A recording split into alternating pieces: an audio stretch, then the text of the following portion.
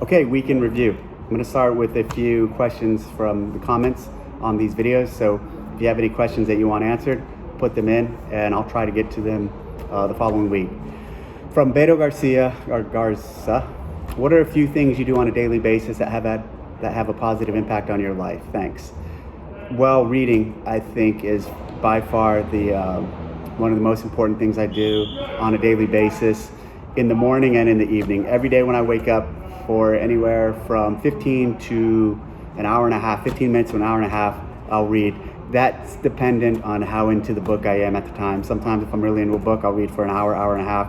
If I'm not, I just kind of put some time into the book. And I also read at night, right before going to bed. And sometimes if I'm really into the book, I'll read at different stages throughout the book. Also of note, I listen to a lot of books while driving. So I don't do podcasts, but I do audiobooks. I don't count the audiobooks towards the read books. I keep them very separate. I read books and I listen to books. And so kind of a two-prong attack there. Second question, Mike Cook, any chance CrossFit would consider developing some kind of affiliate program for garage gym CrossFitters? I think this is a great idea. It's something we've talked about internally for years. I don't think it's ever been too much of a priority. I don't know if it still is or if it even can become a priority now with some of the other things going on, but it's something we should definitely talk about and look at and consider. I recently had an email exchange with an individual who's interested in this, and he gave me some really good ideas on how it could work, because I've thought it's a good idea, but I haven't put into application any tangible ideas behind it on how to actually go forward with it. So if you have any ideas on how to do this or recommendations, please email me, dave@crossfit.com. Last week I took a trip out to Utah and I met up with a number of Utah affiliates. On the way to the first affiliate, or the only affiliate where we were going to meet everybody, I saw Black Rifle Coffee, and I actually pulled in, they have a little coffee shop, and stopped in to get a cup of coffee. Met someone there who I taught their seminar like 16, 17 years ago. Their level 1 on base in Coronado. That was cool. And Tom Davin, who was one of the original sponsors of the CrossFit Games in 2008 with Panda Express, later would become the CEO of 511 and work closely with us in the CrossFit Games and the CrossFit community, is now one of the, I guess he's the president or CEO of Black Rifle Coffee. He wasn't there, but I was hoping to see him. Missed him.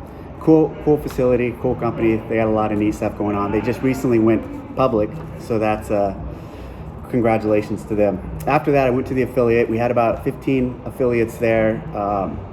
The current CEO of CrossFit, she also went with me, Allison, and had a great hour-long discussion. It's a lot of the same reoccurring themes in how we could be helping and supporting CrossFit, again, in terms of messaging and talking about CrossFit and the safety and efficacy of the program for everyone and anyone.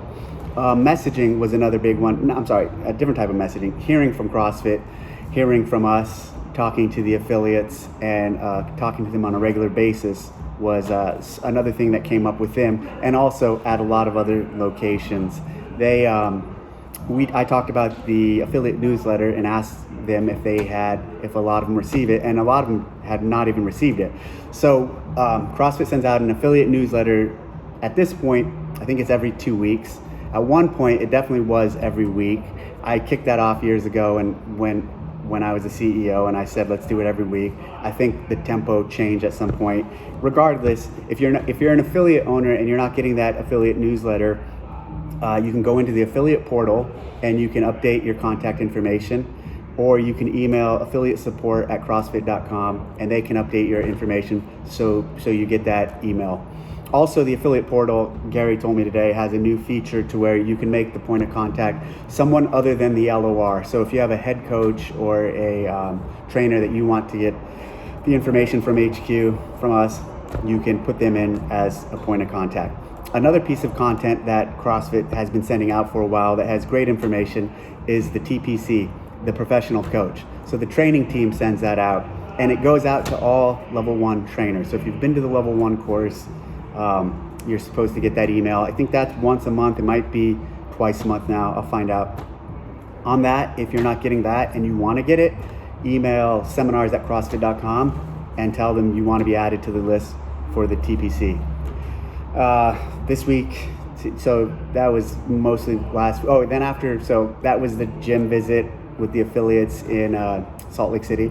After that, I went up to Park City and I stopped by and saw Chris Spieler and his box. He's got a brand new gym. He owns the building, they own the facility, and it's new construction. It's super cool. It's in Park City, which is a cool town, and really proud of Chris and everything he's done over the years, and just having known him for so long.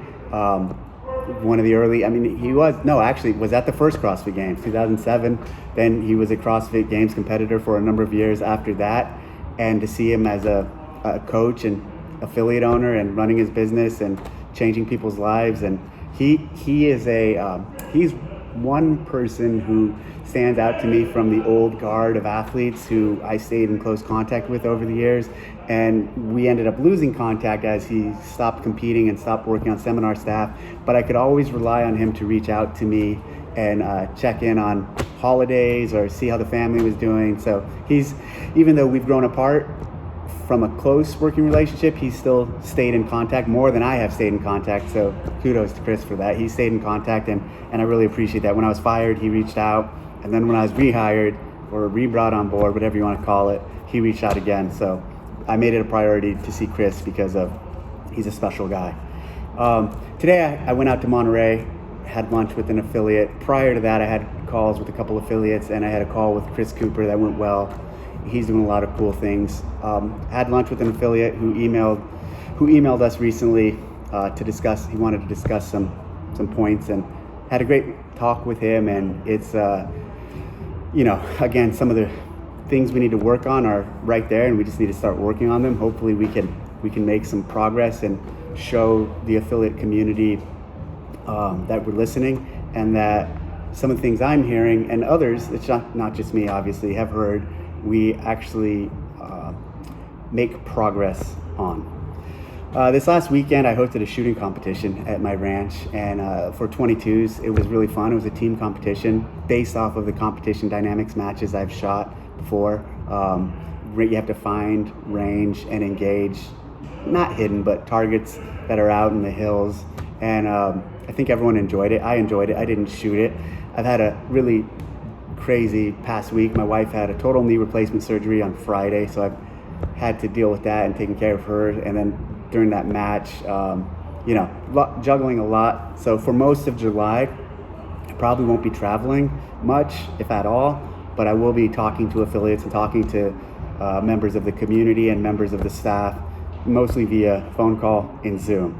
And finally, on the Zoom point, so for my own sanity, while I was working for CrossFit, the people I worked with on most of the groups I work with know this, I would put a limit to the number of Zoom calls I would do a day. And I for personal management of time and my own enjoyment of life, I think there's a hierarchy of communication with, especially me.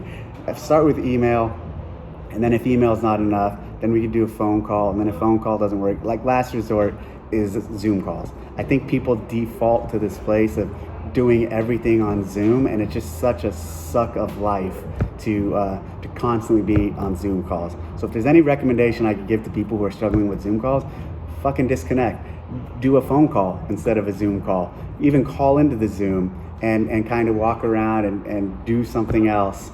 And then prior to that, hey, a great way we've communicated for years is via email.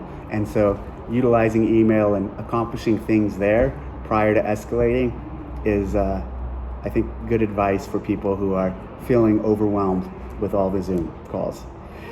Anyway, got a lot going on this week. Some very cool things that we will talk about next week on next week's Week in Review. Thanks a lot. If you have any questions or comments or ideas or things you want to hear from me about, put it in the comment section of this Week in Review.